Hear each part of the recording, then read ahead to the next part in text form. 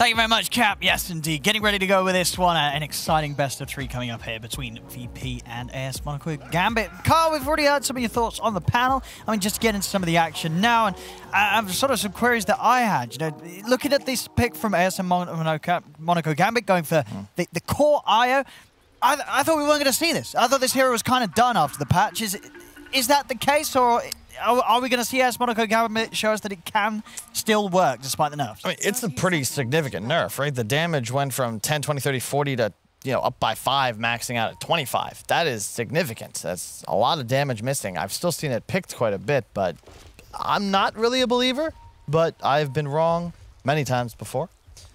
We shall see.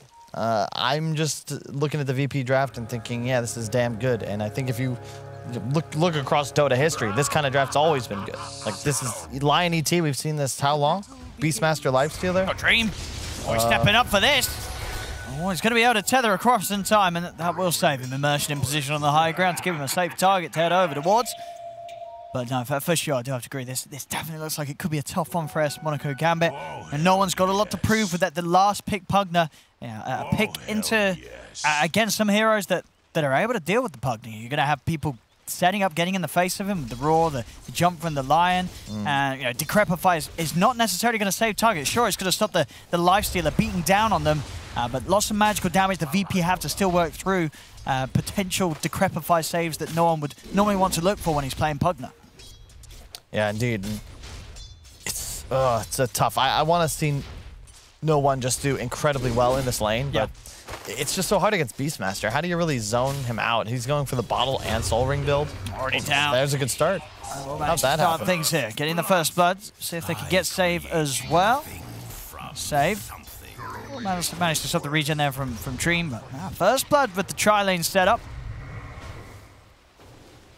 Wow. Oh yeah, they just started with Monaco and trees, and then he TP's back up top. That's a really cool move. I dig it. But it sucks as DM to skill Q, trying to get the first blood on Wisp. It's really weird laning without the ability to trade right clicks effectively. No poison sting. Can't push the lane too well either. We'll see how much pressure he can put on to Dream Zayat in this laning setup. And as it is, Nightfall getting very good CS on the first few waves, whereas down bottom Dream have a little bit of a slower start. Having to deal with the pressure here from the two of them as DM hits the level 2. So, we'll manage to step up that ability to push back Dream Zayat. So fight into the supports. Top, Kingslayer and Monaco just keeping one another busy away from the lane. Yeah, any sort of pressure like this is going to make the Nightfall's Lifestealer pretty happy. He's not going to struggle too much landing against Afterlife alone. Mid lane, no one. He's doing as you wanted to see him do. So far, crushing the matchup. 14 for 3 against the 8 for 1. And Pugna, he got a bunch of early denies, which was very helpful. And Pugna, probably one of the best heroes with the new changes to bottle. You almost you get every Archer CS, let's be real. Like, you just spam nukes, fully get a bottle, you push the wave, you get the water rune, you get the bounty runes. It's a really nice hero on the patch. We saw it. I've seen Thompson played a bunch in pubs recently. We saw it yesterday, played by Atlantic in a couple of games. Yeah, had a great time. One of those games we ended like 10-0-12 on the mid Pugner. So a hero that we have seen have some ridiculous performances here on this patch. Yep. And that's the way that Gambit would win this game. If you can get ahead early, I'm pessimistic about their lack of ability to deal with magic immunity, but you know, you look at this VP lineup, they need a lot of time to come online. They need items. Lifestealer doesn't really have any anti-push, and this combination, very strong. See them try and get aggressive here onto Kingslayer. Quite enough to take him down though. Nightfall actually able to come in and Afterlife a bit of a punch on the way out bottom lane.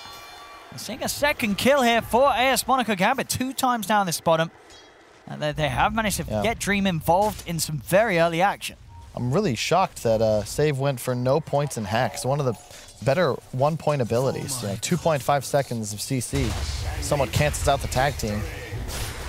He's going to go for DM here. I've got him trapped in the shards. DM, he's looking pretty dead. Save tries to help out with a stun, but this bottom lane, it is crumbling completely here for VP. Already losing 3 heroes down here in the first 4 minutes of play. Yeah.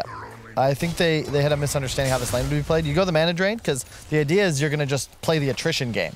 Well, IO Tusk is a great counter in that sense because they, as you can see, just go for kills. That's how they're going to play this lane. And VP, they don't have the time to whittle away at the health pools enough. And now that they've died a couple of times, it gets even harder. Yeah, sure, Wisp is low, but Tusk goes to base. He'll bring him regen, or rather, no, just bring it on the courier. That is a very fast Helmet Iron Will. Yeah, that is. Once he's got that out, yeah, that plus 5 HP regen should keep him in a state that it's just going to be very hard to ever sort of bring him down with his damage over time. As that, yeah, did get a nice little buff in that last patch. Additional point of armor on the Helmet of Iron Will. So very tanky Iron now. Has played it, you know, but I still have to play very careful down it despite the kills, as we see, you know, not farming anywhere near to the same rate that Nightfall is up top. You know, Nightfall 32 and 15 on that safe lane lifesteal in comparison to the 15 and 7 that Dream's getting out of bottom. This is a downside. I mean, top lane Sand King, you can't do anything against the lifesteal. Do they have a sentry? Yeah, they do. Will they catch? Yes, they will. Even further ahead he goes. And this is going to be the big problem. You know, we've talked about Armlet, another hero, or item rather, that was changed. Buffed significantly, in my view, which is... Bottom lane! Another, it just doesn't stop down here. This lane, the kills just keep rolling in for AS Monaco Gambit. I mean, what do you do about this bottom lane issue? VP, there's got to be a point where you're just dying too much down here. They're slowing down the CS at least, but I do agree they can be a bit more conservative. But at the end of the day, that's what IO Tusk does, right? You tether the overcharge, so much lockdown, and then the double attacks with the tag team. But Lifestealer, yeah. Oh, he's going for the Maelstrom, not the Armlet build. I take that back. I'm shocked. You almost always see the Armlet nowadays. It's just so good. Only 40 health drain instead of 50. Huge timing spike. What does that sort of say to you? Is that you're getting this Maelstrom so you got a bit of extra punch in the fight, so you sort of just speed up your farming? Save. The Hex? No. I'm not quite sure, to be honest. It's not a bad item by any means. It certainly increases your farming speed. You know, when I think of Lifestealer's ideal itemization nowadays, I just don't think Maelstrom is in the kit. Like, if you're gonna go that route, I would rather him. If you're trying to accelerate, I would rather see a Midas even. If you want to go that route, there's no illusions to clear. The magic damage is cool, I guess. You know, someone gets defensive decrypt, and then all of a sudden there's a Maelstrom proc. That's cool. Tusk behind. Hello? So just chilling next to Save there, the two of them holding hands on the top of the stairs. They will back off from one another. Afterlife. Thought he might be sent to the afterlife, but instead he'll just go run in a quick circle. I mean, not too much that Kingslayer can do about him making this play. As he'll hold the creep wave. And, no. He wants that to go. Oh, he's losing a couple of creeps. I'm stepping past him, but he'll manage to get the majority of the wave. Middle lane. Now looking to use that strength that he built up in the bottom lane elsewhere, Immersion. With the good levels, he heads towards the mid, but the counterplay is going to be there from VP. Roars out. They turn towards no one. They even bring in Nightfall as well to take down no one and take down Immersion as well, as VP and not letting AS Monaco Gambit get away with that move around the mid. That was so well set up. Excellent stomp combination. That's the hard part about playing heroes like SK Pugna. You know, they're really relying on channeling spells, Pugna specifically. And if you want that kill, you know, they had to commit where they were. Great stomp. Immediate roar actually pushes away the Tusk with the Inkswell on him. So there was no stun. And then a double TP and boom. 2 kills. That's great. Great turnaround. They're going to look to come straight back and look for some more action, despite the fact that they failed the first time round. This time it's a little easier. Kingslayer caught in the river. They've got a lot of magical damage there between the three of them. Yeah, we forgot as well. This is the OG specials, right? The Grimstroke Pugna. This is a pretty damn good combination. If you throw out the silence and the decrypt, there's no way you can attack it to kill the Phantom off of yourself. And later on in the game, you know, double decrypt, double life drain. It's a lot of damage. Double Dagon, probably the best part. VP will still make sure not to lose this tier 1 tower quite yet. Despite no one's best efforts to really pressure it with the blast. VP coming in to push back the wave each and every time so they can hold on to it as long as possible. Some lovely stacks here. Waiting to be cleaned up. Top playing safe. Not quite able to get the catch there onto Afterlife. Afterlife still has a Burrow Strike and a TP available. Have to be careful about a potential stomp. He's going to go for the TP out, but the stomp, it's there just in time. Kingslayer is able to put a stop to his escape save again, not quite having the reach to grab him with the stun. He's got another Burrow Strike up to Afterlife, so he could continue to make them work for it. But actually he holds on a little. Okay, he was waiting until he was in range of the cliff. Either way, probably dead. And indeed, he does go down. Nightfall gets the kill. Back over in the mid lane. Whilst that's all going on up top, a bit of a distraction. ESL Monaco Gambit will manage to push down the tower and take down GPK as well. I'll quote one of my favorite players, Moon Meander. Sometimes as an offlaner, you gotta know you've gotta die. And that bad players playing offlane don't die. You gotta accept death. That was well done by Afterlife. He makes that whole move happen. 3 heroes distracted by him, a bunch of missed spells. In the meantime, that means his allies can not just get the enemy mid-hero, that's also playing for a huge timing in the Ags, but they kill the tower. Yeah, big objectives here taken by Monaco Gambit. Keeping their half of the map pretty, very safe. All of their tier 1s still up right now. As VP not quite in a position to start to get aggressive with the push themselves. Nightfall, step over here, but the silence comboed with the Decrepit. There's no counter play. There's no counter there as they take him down, moving in 4 more with Life Drain onto Kingslayer. Dream's going to join as well as he relocates over. They take down save. We're going to see the turn here from GPK as he has to use the Roar to hold back no one. But he's going to keep running GPK. They may still catch him. They've got the Decrepify. And we'll see Dream, of course, have to return as the relocate comes to an end. VP trying to see if they can punish AS Monaco Gambit for this. They've got the stomp set up onto no one, but they're all relatively low here, the 3 of them, so they're a little scared about how close they step. In fact, GPK, he ends up coming too close to Shards. Not quite going to touch him, though, so GPK will live. Immersion, it's been slowed down by the Poison Sting of the Plague Wards. And he'll look for the, there's no juke. Oh my God. As he's actually going to get away. He's actually not going to be caught here. Kingslayer's not able to find him, and Immersion's able to make it back safely. Bounty Rune as well on the way out. That was a little sci-fi B-movie juke out there, Runs into the closed room, say, oh, the attic. But we're seeing here, this exact combo, as you said, that teams like OG are picking this duo for, and it ruins heroes. Normally a life stealer would feel that he's going to have the ability to get out most of these situations, but as soon as that bug's on top of him, he's not got a rage and unlikely to really have the items to ever deal with the Phantom's Embrace. So this combo, unless he's got someone around him to remove it, it's going to kill him every time. It's a little deceiving too. I believe the silence used to affect you as it got on top of you, whereas now, the moment it's cast, you're silenced. And the Pugna damage output is just nuts. With the decrep assistance. Another reason. That's not true. Did they buff that? Is that how they buffed it? I'm like 97% sure. There's no way the Phantoms. Is it an instant silence? Surely it's still when the bug gets to you. We'll see. Anyway, here's the fight down bottom. We're gonna get no one turned upon. Big ult coming out from DM as he's trying to turn Suneko. Will fall down surely as Nightfall's running at them. There's 2 down. Nightfall seeing if he can get a further cleanup as the big ult that was out there from DM has caused them all to have to scatter on AS Monaco Gambit, and it's found the setup for them to get kills this time around. As VP, they'll take down 3, maybe even 4, as they're running into the jungle to try and find Immersion, hiding in the trees. Kingslayer and Nightfall, they'll surround him. He's got a snowball. It's only going to buy him a little bit of time, though, as soon as it comes to an end, Nightfall claims another. VP strike back hard. They needed that fight. This time they actually get on top of these squishy backliners, and you might be right, Owen. They might have changed it the other way around, but then I would question, how did Nightfall get silenced in the first place? Well, he was, because he was right next to him, Suneko. But as you said, as a lifesteal, if you're getting that close to a Grimstroke, you got to be ready for that bug to come out. Radiant's middle tower. Another reason I would have preferred to see the armlet, though, because he only dies there because he's Dick and Maelstrom. There's no bracers, there's no actual stat gain.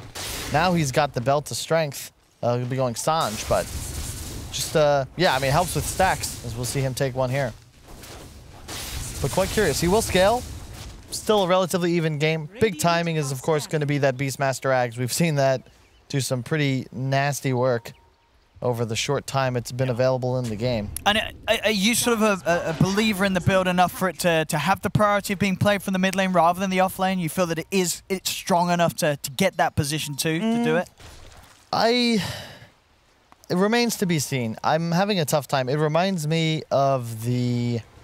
I guess Alchemist is a bad comparison, but it's similar when people started pooling ags. And you're like, okay, is this really that good? Sometimes it looks terrible, sometimes it looks unfair. It's really all about the timing you get it and how these fights will go. I will say, against this lineup, you know, they're going to have to deal with your Lifestealer and your Venomancer. So, theoretically, if DM can just pose a distraction, then 10 seconds of axe throwing is all you might need just to win a team fight with ease. Fairy's Trinket's quite nice as well, a little bit of spell damage. Mana cost reduction. Top lane save. Trying to push this lane out on his own. Easy setup there for Afterlife for the TPs to come in and get the kill. Back over the mid, Monaco. Get taken out. Both teams having supports a little too far forward. Yeah, interesting point as well. It's not super effective in this game, but I've been following some stats. I think Knoxville's been posting. His whole theory is that after a new patch, if you look at ability draft win rates based on abilities picked, you can learn a little bit about what is and is not broken. And what's hot? Well, 4th place. Yeah. How did you know, JJ? Yeah. 4th place right now in win rate percentages is Netherward. Go over another jump, and they might be able to catch more out of this. We'll see Nightfall already heading away. He's out of this after the map. Immediately heads straight towards the top. As Nightfall continues to keep on par with Dream's farm, both carries. Very even with the progress so far.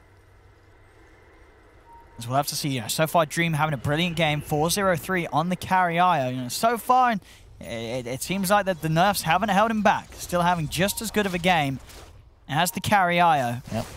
Has an axe too. Now this is where things get spooky. Really tough for you to play a Blink Sand King against a Venomancer. It's why we see Virtus.pro last pick it. You want to be this Blink Initiator with the Grimstroke Inkswell, but if a ward's up, specifically placed on a high ground, you get clicked. Suddenly that whole combination is kaput. And there's no real catch outside of that unless they want to blow a snowball to bring somebody forwards. There we go, straight away around the mid. As Monaco Gambit looking to continue to keep the pressure on Immersion. So he finds a chance to initiate, but VP they're playing it cautious. Aghanim's now done on GPK, so he'll have that ramping up damage ready to go in the fight on 0 cooldown. Io's done as well. Could be our first big clash. I think the spell damage, again, still very much in the favor of AS Monaco Gambit. They are so strong, feeling themselves. Their abilities, plenty of damage to take down effectively any core.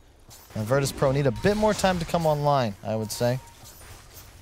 There's the jump.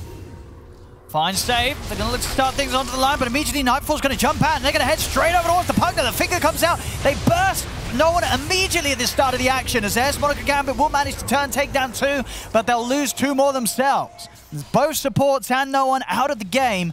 No one actually buying back, using that buyback, but not actually able to really get back in it. So a buyback that the VP are able to retreat and make sure they don't lose anyone else to that Pugner buyback in the fight. The bright side, it was a pretty cheap buyback, but I am shocked that he used it. Well, maybe they can still find something though. It's Afterlife. He's going to get the lead in. Kingslayer, though, he's found the stomp. Nightfall is looking for a target, but he doesn't want to commit him. With Dream coming back over, keeping no one healed up. I won't push any further. DM's going to get back in the game. He's ready to head in. Afterlife will still find the catch. He's able to close in, and Pong Kingslayer gets the jump.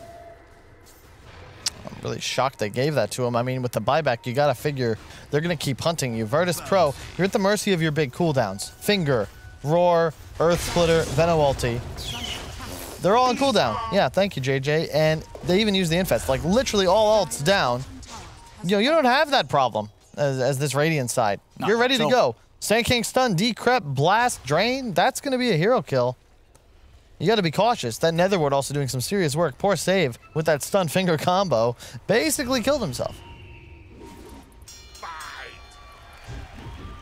See what the move is here. Is AS Monaco Gambit. I have to be a little careful with no one's positioning with his buyback expended. Of course, Roshan would be nice, but not really the best lineup for taking it. They've got to focus on getting those kills. VP, they're already also ready for some action. Smoke comes out. GPK cleaning out the mid. See if Save can find that blink jump. Of course, the big catch will be No One. If they can kill No One's Pugna, this is going to heavily slow down his game. Hunting, they are. This is going to be easier said than done. Oh, no, they're going to see if they can jump Dream. They got the damage to take him out. No One's trying to keep him protected with the Decrep Fire and the life drain. He's healing Dream up.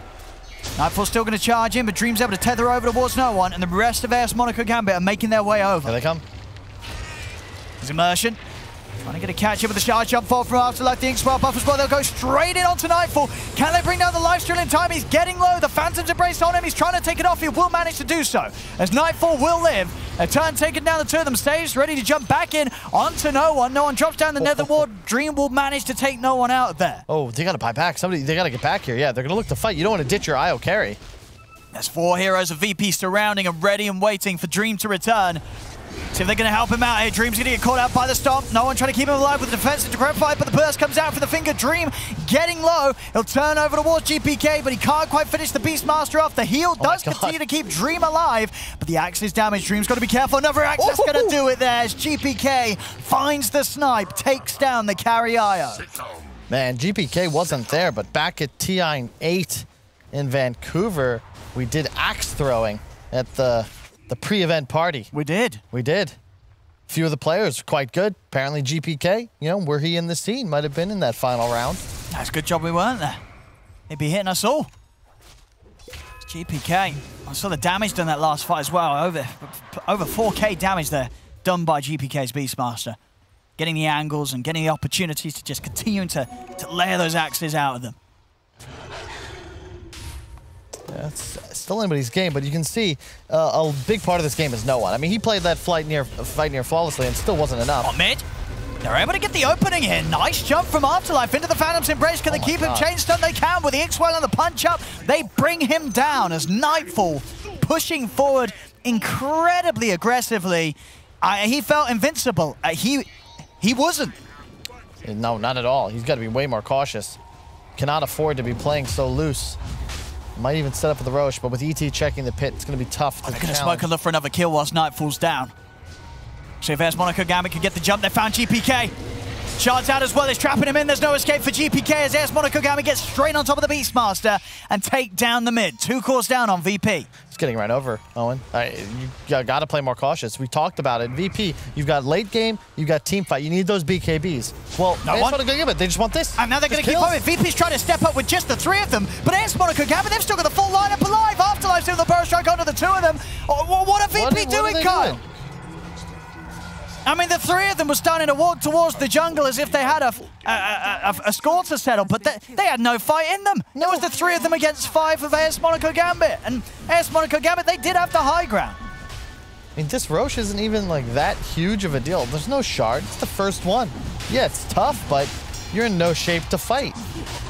It's just really curious what they're doing. They have to respect the Sand King factor. If you're going to make this sort of movement, DM has got to set up in advance, prevent the blink daggers, wards on the high ground, prevent this sort of jump initiation. Double blink daggers mean that AS Monaco Gambit, they can close those gaps so easily.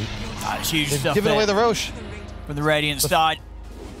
Like, the Roche was going to die no matter what, but now you've given away 6 kills. Now you're going to fight again? Ooh, very ambitious. DD on the Wisp. They've got to get the Pugna to start the fight for this to work. See if they can find No One. Ward's already down. Save? Oh, God. He's going in very deep here. Did they have vision around it? I don't think they did. Saves down. They will manage to kill Afterlife. But Dream comes in with a heal. Actually, doesn't matter. GPK is able to find immersion with the axes. So it does work out. A risky play. This time works out for VP. They get the 2 kills. Only losing Save for that effort. I mean, poor Save, man. He's like, as soon as the Pugna ward goes down, by blinking forwards, like, that's a brave soul. He knows he's dead.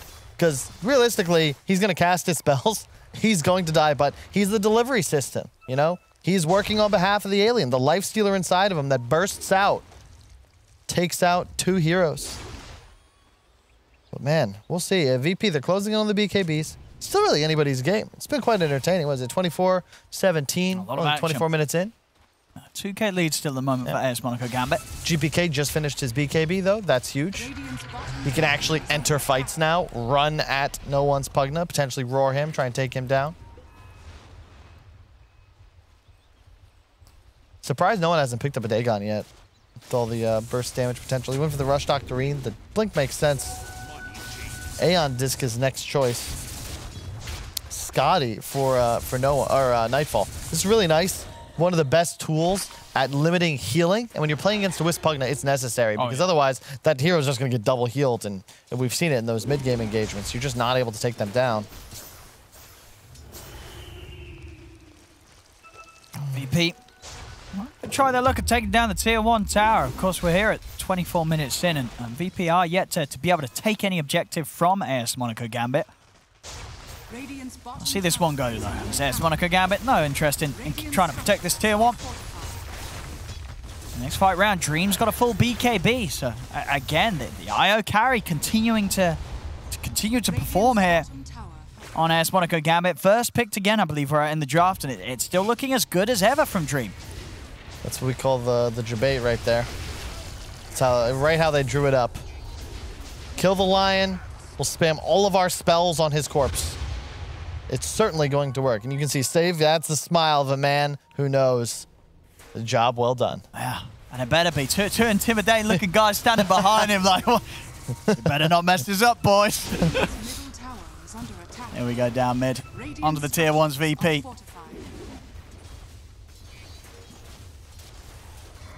See what AS Monaco Gambit can do to stop this. Looks like they're going to let it go. Dreams looking for some sort of angle from the side, but I'll let VP take these towers.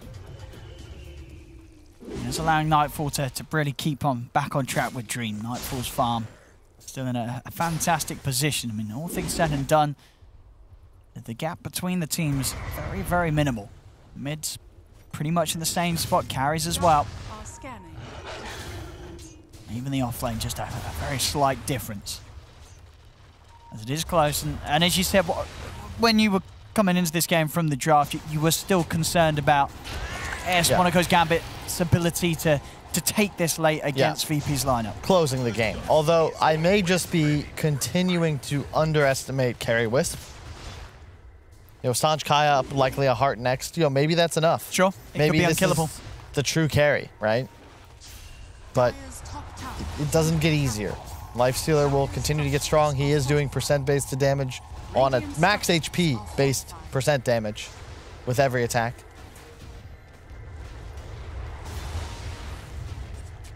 Age is up for another 2 minutes. Where's that 50 seconds? Yeah, final minute now. I need glasses. Program's only like 10 feet away. I'm making the most of it here. They'll take the tower. Mass TP's bot.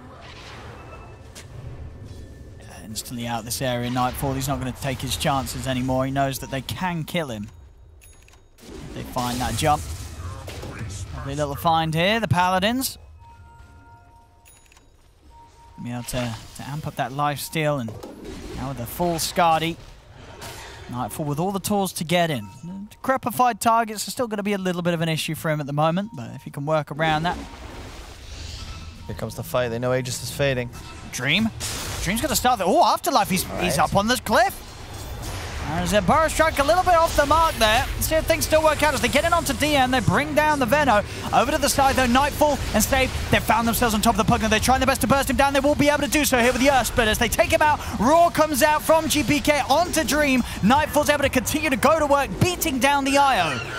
As this time round, that the strengths are shown there between GPK and Nightfall. This Lifestealer Beastmaster just a little too overwhelming for AS Monaco Gambit in the chaos of a 5v5. Oh yeah, a huge Earth Splitter coming out as well from Kingslayer. I mean, that was so much damage. He was also standing in melee range of the Pugna, so removing effectively all of his armor because, you know, no itemization defensively just yet. He has, you know, just base armor, a Blink, an Octarine, half an Aether Lens, but that's, or Aeon Disc rather, but that's not enough to keep you alive. Gets basically 3-shot by that Lifestealer, and suddenly VP have blown this game wide open, exactly what we were concerned about. Yeah, because it is definitely the case of, you know, if you lose that lead as AS Monaco Gambit this game, getting it back is going to be so tough with the heroes that you have. Yep. This Lifestealer is going to be a huge problem. Nullifier up next on the list for Nightfall. Once he's got that done, there's very little that they can do to stop him taking down whoever he focuses during a rage.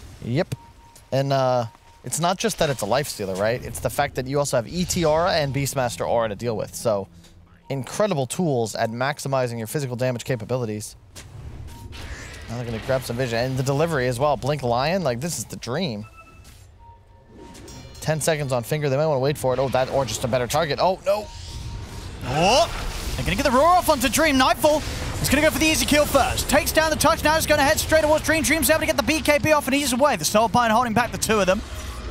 There's Dream. Maybe thinking about getting back in on this, but they are a man down with Immersion on the side lanes. Sidelines, so that they won't be able to get back in. VP, they get the kill, they get out. Can look for some of these easier objectives. Tier 1 tower still for the taking up top. Radiant's top tower is under attack. And now all the towers that VP were not able to take suddenly start to fall like dominoes. And yeah, that gold gap was getting a little spooky for the VP fans in chat, but now you've collected the tier 2 bot after the tier 1. Now you're getting more towers, probably just walk down the tier 2, and suddenly you're at a point where that strong initiation, much like we saw in the Liquid vs Alliance series yesterday, Grimstroke Sand King is great when you're able to kill people off that combination. You can't do that anymore. So now it's suddenly very odd, and the more time you give VP, the more Venom wards go down, the harder it is to blink in. And you're so reliant on them as well. 3 blinks on the team already. There's the jump afterlife. He's able to get in. Can they burst down? Nightfall, they're trying the best. They've got the silence in onto him. Raw comes out for GPK, though, as they look to start to set up the turnaround, as they won't be able to kill off the lifestealer. Nightfall's able to survive long enough to get that rage off, and now VP, they turn towards the two of them. Soulbind will cause them to hold back for now, but I say that, they're straight back in. The jump's there for the save, delivering Nightfall straight to the front lines, as there's 4 dead on AS Monaco Gambit. Another fight just looking impossible at this stage.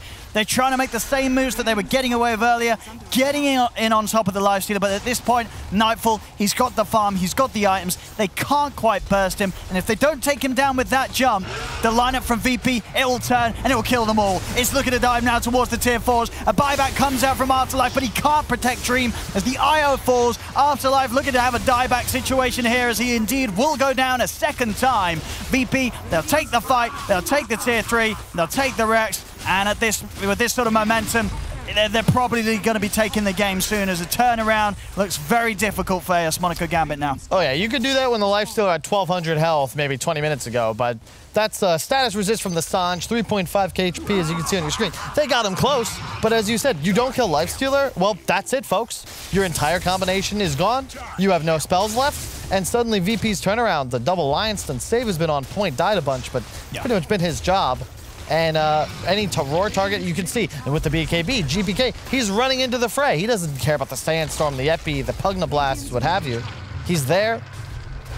Tons of damage. Immersion. Trying to get in on this. He's got to be careful. I mean, Nightfall's just going to charge him down now with another fire. We'll respect the Soulbind again, making sure that there's not a chance for AS Monaco Gambit to set up some sort of combo onto the two of them. I respect the buybacks coming in as well. The respawns coming in. They'll back off for now, VP. Roche is just about to spawn, so no panic. Yep, they're going to walk straight into the pit. The bird providing vision. Don't think you're really able to contest this as AS Monaco Gambit, but they can try. It's probably worth a try. I mean, as we've seen that they're struggling to take a fight in which, you know, killing the lifestealer once seems impossible. If he's going to have 2 lives, it's going to be very hard. I believe also Nightfall did grab himself the Tome, so the Tome, the Roche XP is going to push him relatively close towards that level 25. Yeah, they even give it to him. Nice. Oh, he gets the shard too. Open wounds, it's back. It's back. With that combo with another fire, you're going to struggle to run from this man. A save on the hunt once again, leading the charge, ready to deliver Nightfall straight into the action.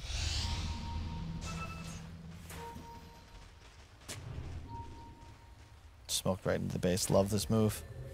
So hard to predict it. They're playing safe, but somebody's going to have to push this wave eventually. They want the Pug now. It's very hard, yeah, for AS Monaco Gambit to show their face. If they give VP enough information for Save to find that jump, the fight's, it's going to be over as quickly as it starts. Yep, they popped the Aeon disc on the Pugna, though, and without any real hard save outside of the snowball, means he's for sure going to be this target.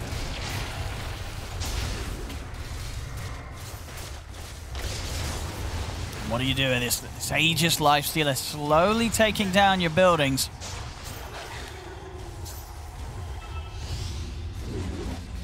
So who's going to make that jump occur? He's in again. Afterlife tries to come in with a Power Strike, but immediately the Rage is out. They're just going to turn and take down Afterlife as he's gone for 70. Buyback still on cooldown after the last attempted defense there from AS Monaco Gambit. Now GPK's in with the BKB, the Raw, straight on a No One. Finger as well. No One goes down and buyback immediately, but they've lost Immersion. He'll also have the buyback. So 2 buybacks coming out from AS Monaco Gambit, but VP, they've taken the tier 3. Nightfall with the Rage. He turns straight over towards Dream. Immersion comes in with the punch to hold him back. Dream still very tanky here, but Nightfall's continuing to go for it. Turns towards Immersion, but they will manage to bring him down the once hit. Nightfall losing the Aegis underneath the tier 4s. Should be able to get back. The Rage is back up. And in fact, he's going to look to use it to get just straight back in onto Immersion. As that's Immersion gone for good. That's a dieback from the Tusk. Dream, he's suffering to deal with this amount of damage coming out now from VP as they can bring down even the tankiest of IOs here. Radiant's middle barracks are under attack. It's just too easy. Anyone they go for just pops immediately. Yeah, straight in onto No One. Eon Disc doing nothing now against the Nullifier. God, such a short cooldown. Nullifier just effectively set up 4 kills. Got rid of the Sand King Yules, gets rid of the Decrep. Can't BKB as the Wisp in time, and the ET Spirit also paying huge dividends. DM, or rather GPK, and the Lion just way in the back, but dealing near pure damage with their magic abilities. Yeah, and just the initiations just every over. time Oh for my God. Dream and GPK. GPK and Save, sorry, have been perfect. Every single time catching them, and there we go. I mean, VP, this game won. A slow start, but at the end of the day, just part of the plan, right? You know, AS Monaco Gambit, they had a pretty hot showing at the beginning.